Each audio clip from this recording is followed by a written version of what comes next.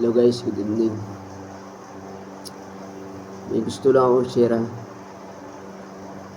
Meron na naman akong nakita sa social media.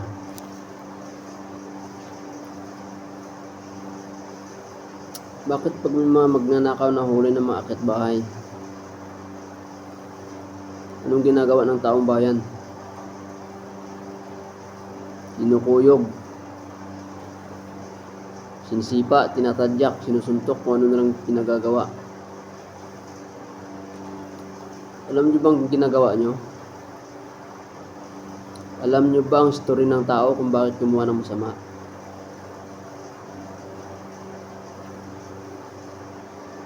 Paano ang binugbog nyo na yun, hindi nyo alam? May anak na nag-aantay. Nag-aantay ng pagkain o gamot. Pero hindi nila alam, yung inaantay nila, basag-basag na muka sa kulungan. Pero bakit pag ang mayayaman magnakaw, kahit milyon ng mga pera nila, ano ginagawa? Kaya nyo gang bugbugin? Kaya nyo kuyugin?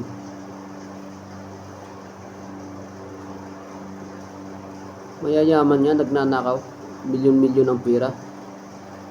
Yung iba nakatayo na sa gobyerno, ano pang ginagawa? Nagnanakaw pa. Mas yun ang nakakahiya. Lalo pa kayang mahirap. Paano nagkataon walang trabaho? May sakit ang anak, walang pagkain.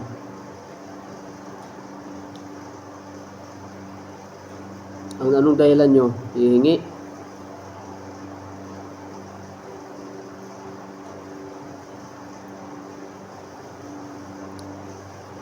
Halos karamihan niya, hihingi ka ng 5 piso, halos hindi ka pa bibigyan.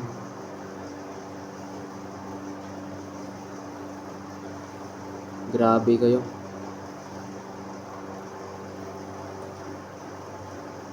Nagawa niyong bugbugin ang isang taong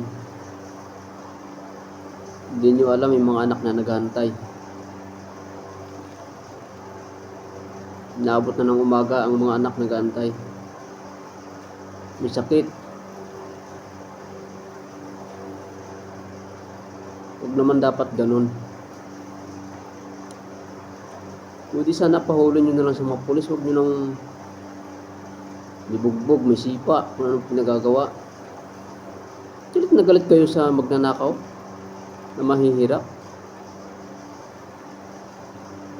Pero pag mayaman na magnanakaw,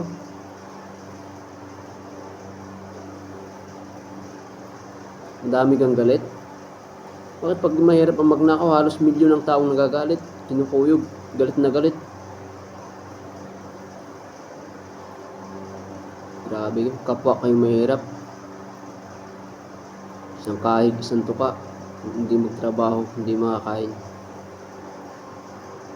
Sana baguhin ng kapwa na at Pilipino. Kapwang mahihirap. Alam nyo ba, pag ang mayayaman makukulong, ilang ano lang lalabas na. Pero ang mahirap,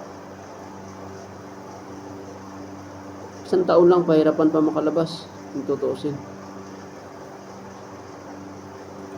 Paano ang mga pamilyang naiwanan? Ang inaasahan ng mga anak, ay yung ano nila, padre di pamilya, nasa kulungan na, puro pasa, bumbok sarado no. Sana yan lang. Sana baguhin ng ng mga tao. Grabe kayo, para kayong walang mga puso.